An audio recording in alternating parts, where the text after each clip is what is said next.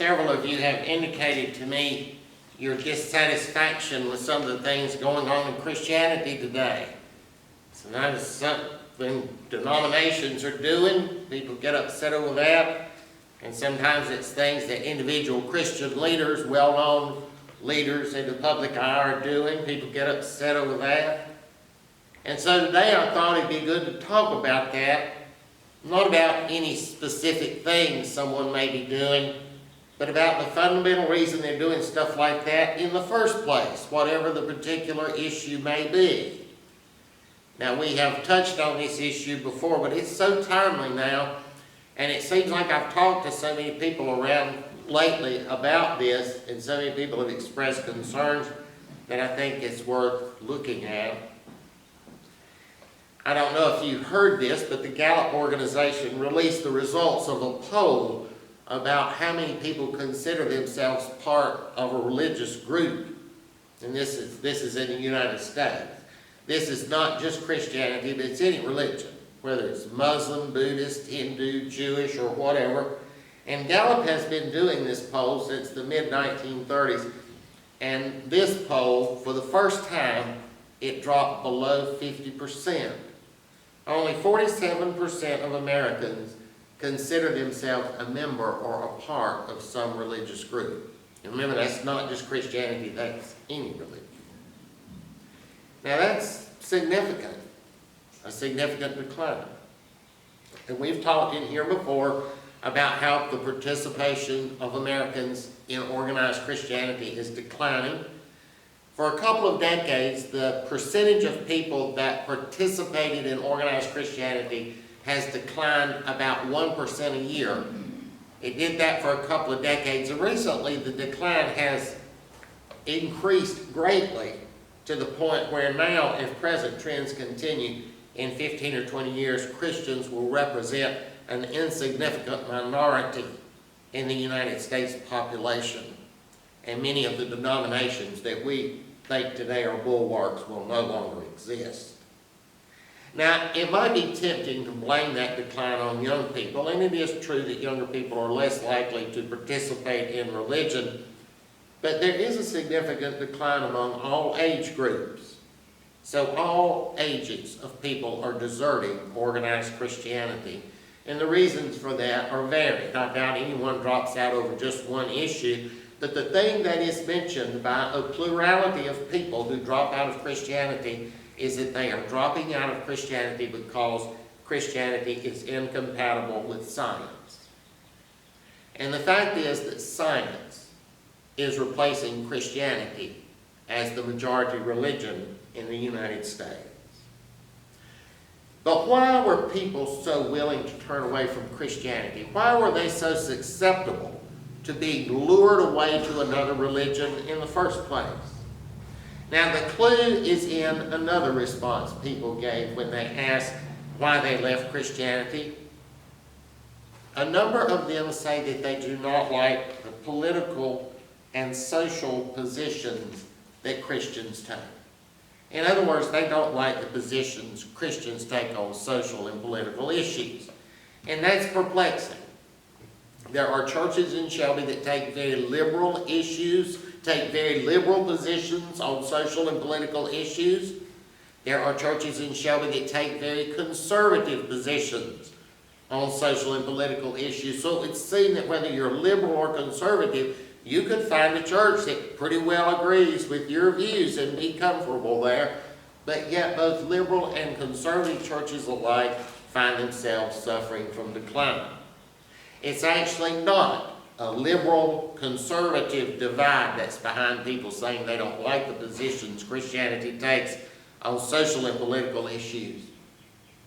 It is the fact that Christianity is perceived as always changing. Christianity is seen as constantly changing to keep its beliefs in line with society.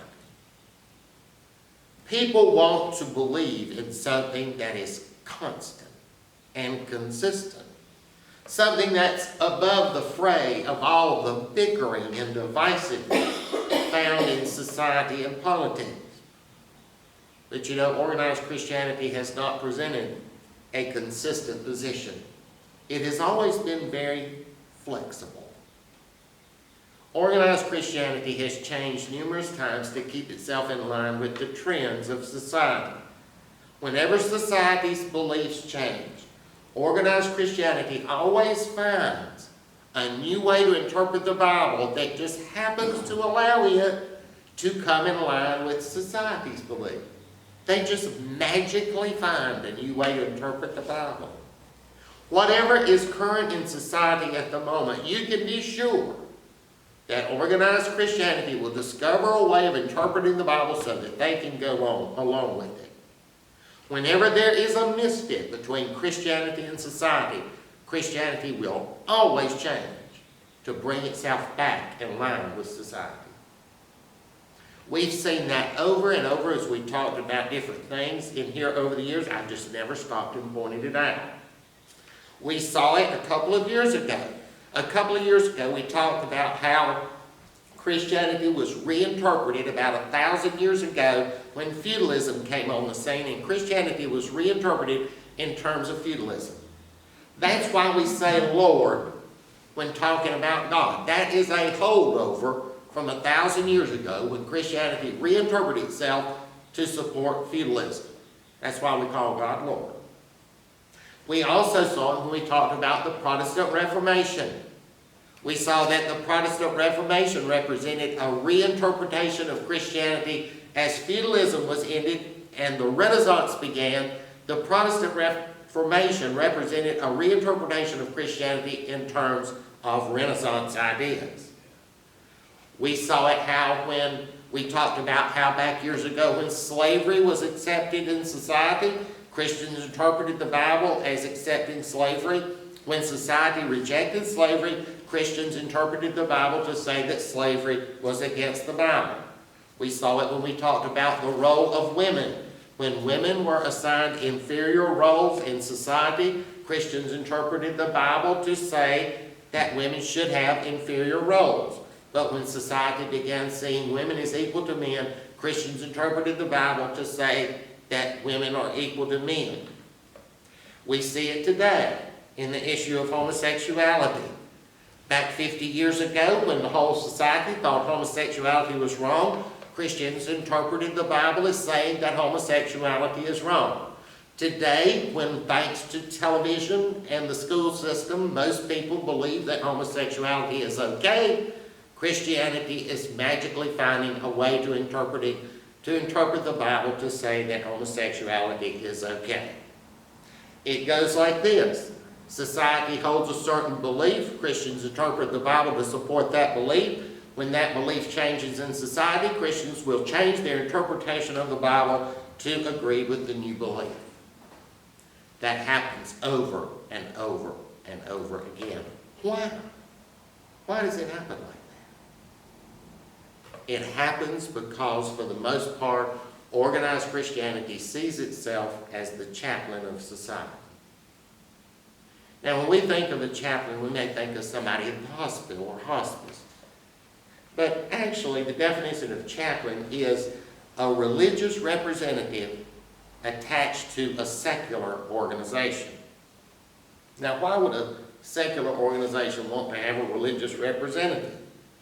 Well, I guess the obvious answer is that people that go to the hospital or hospice often have spiritual needs, and the hospice or hospital is trying to help the patients meet their spiritual needs.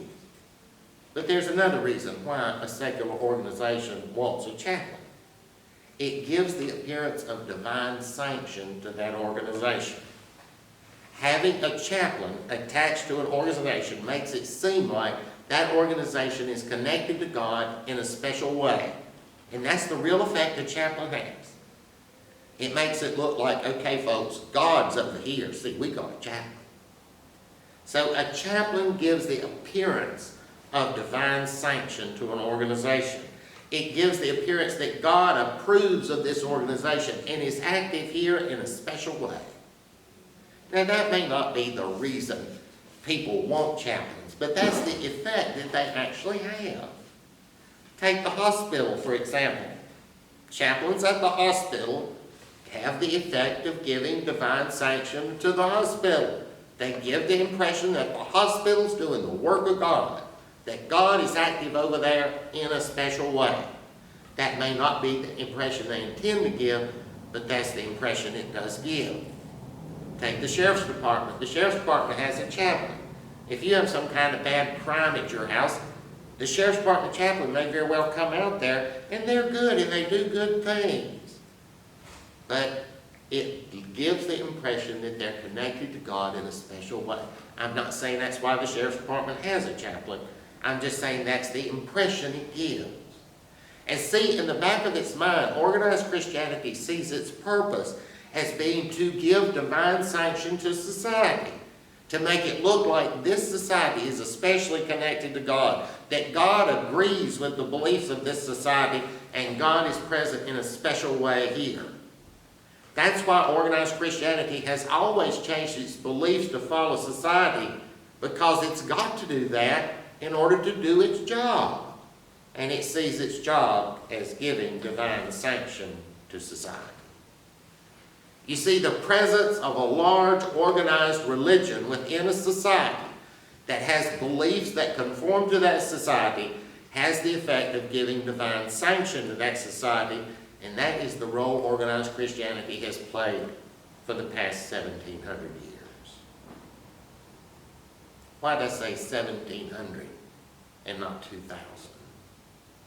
Because it started when the Roman Emperor Constantine decided to make Christianity the official religion of the Roman Empire. He did that in an effort to unify the empire. If he could get everyone in the empire to be the same religion, that would help hold everyone together. And so Constantine created the church. Organized institutional Christianity as an organization with official beliefs, official practices, official rules, and a hierarchy of officials. Prior to this time, there was no major organization within Christianity. There were many different Christian groups scattered around that weren't necessarily connected to each other and may have had very different beliefs. But Constantine changed all that. He created one model, the church, and he modeled it after the Roman government. He installed officials in there to develop a set of official beliefs, and it became an arm of the Roman government. That was the forerunner of organized Christianity, the Roman Catholic Church, and all Protestant denominations. So here's what you had. You had a secular organization, the Roman government, and you had a religious organization, that's the Catholic Church, attached to that, and that's a chaplain. That's the definition of a chaplain.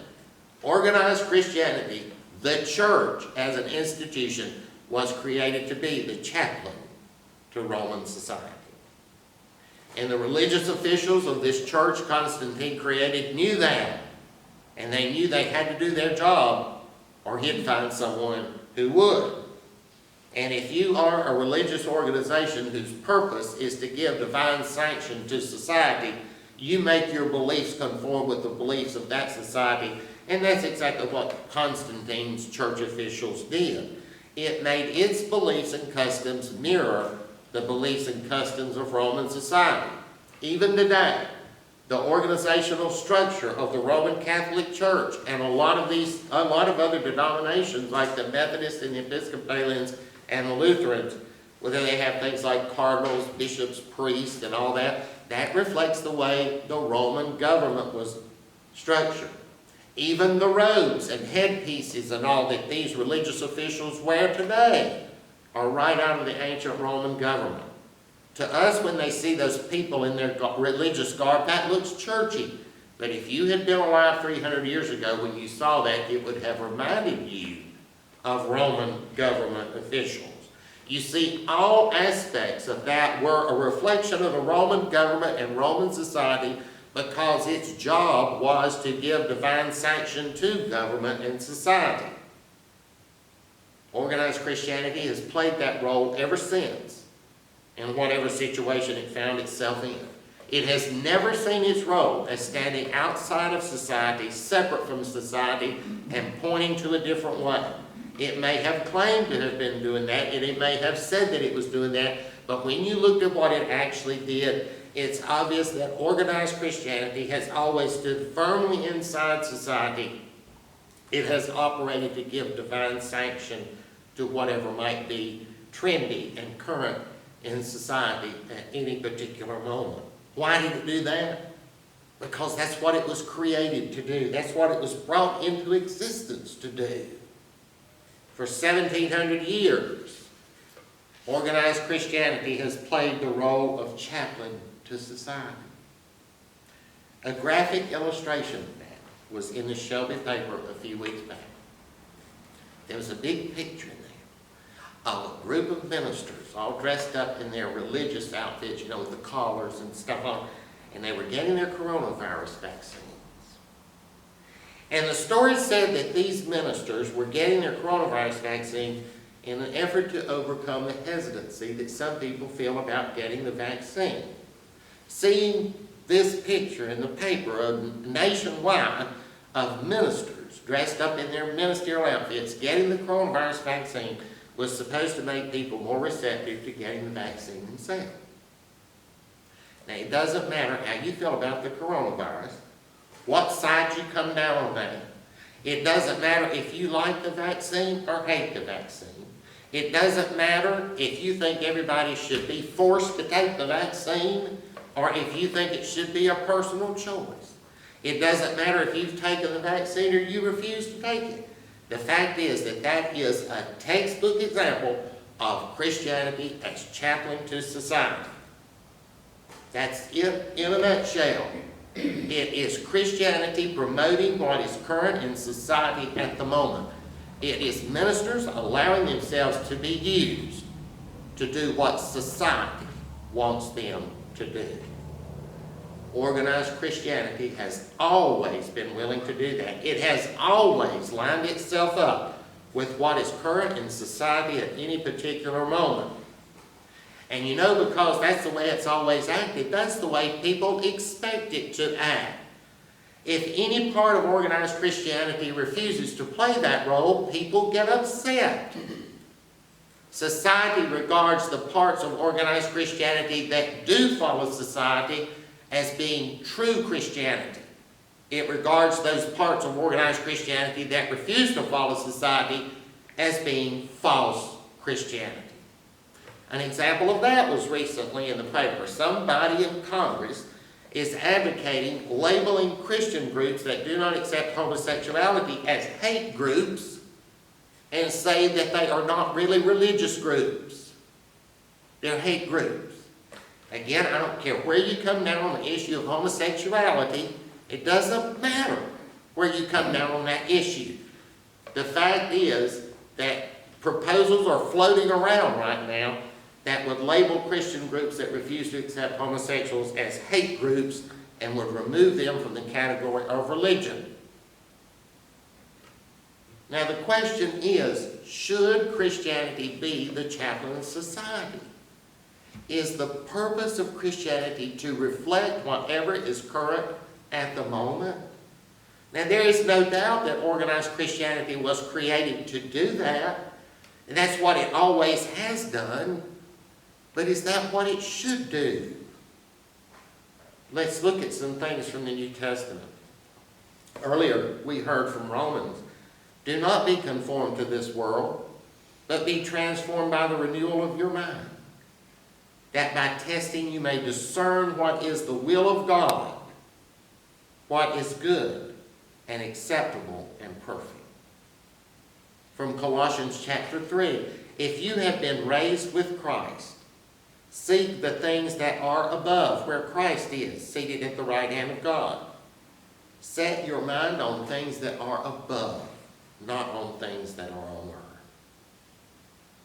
From Philippians 3, we hear, our citizenship is in heaven, from which we eagerly await a Savior, the Lord Jesus Christ.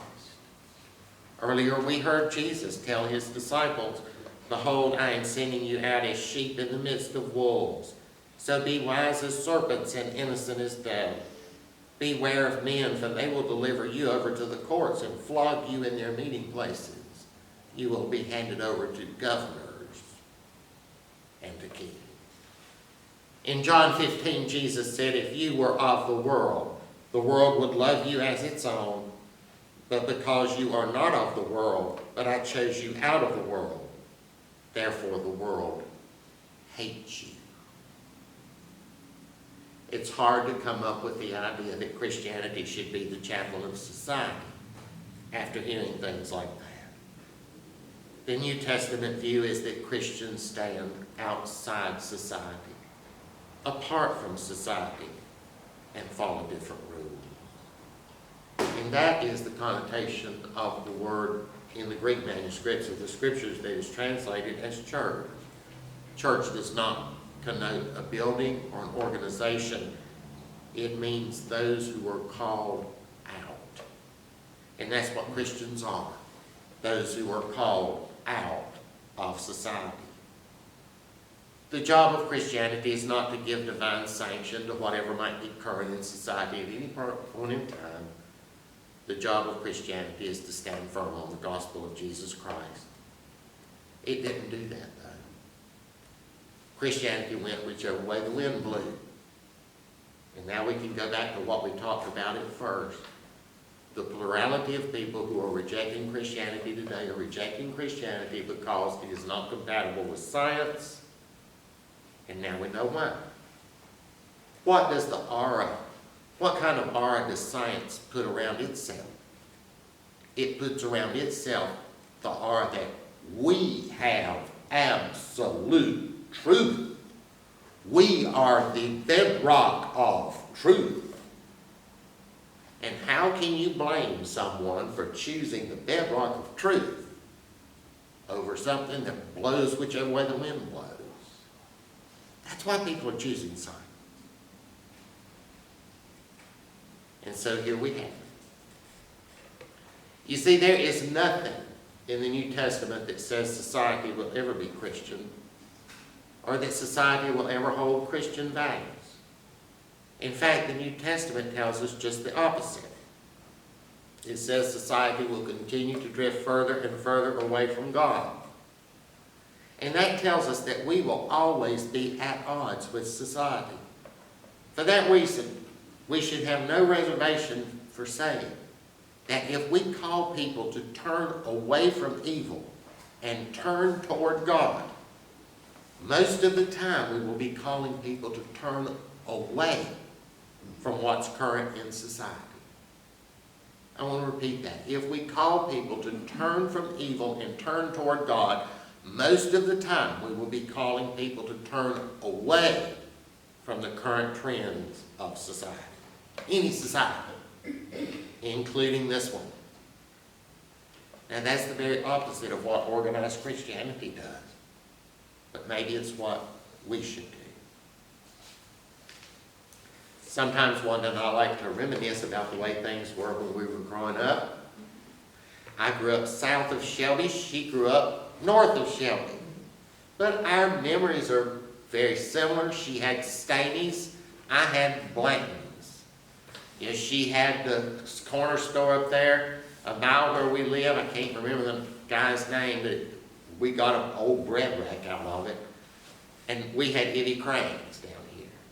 And so our lives were very similar. We were just on opposite ends of the county. We like to reminisce about the things we remember and the way things used to be, who lived on Holly Hill and all this, that, and the other. Most of us grew up in a time when it was easy to fool ourselves into thinking that we lived in a Christian society. We really did. Of course, we never did live in a Christian society, but the circumstances that existed when we grew up made it easy for us to fool ourselves into thinking that we did. And you know, that enabled us to believe that we could be Christians and at the same time march in lockstep with society because there was no difference. We lived in a Christian society. All were Christian soldiers, you know. Just march in lockstep with society. Everybody's Christian. It fooled us into thinking that we could be Christians and at the same time be immersed in society. That's the way it was 50 years ago.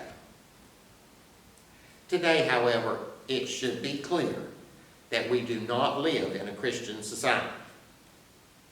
Today, it should be clear that if we want to take our commitment as Christians seriously, we cannot be immersed in society. Can't do it. You cannot do it.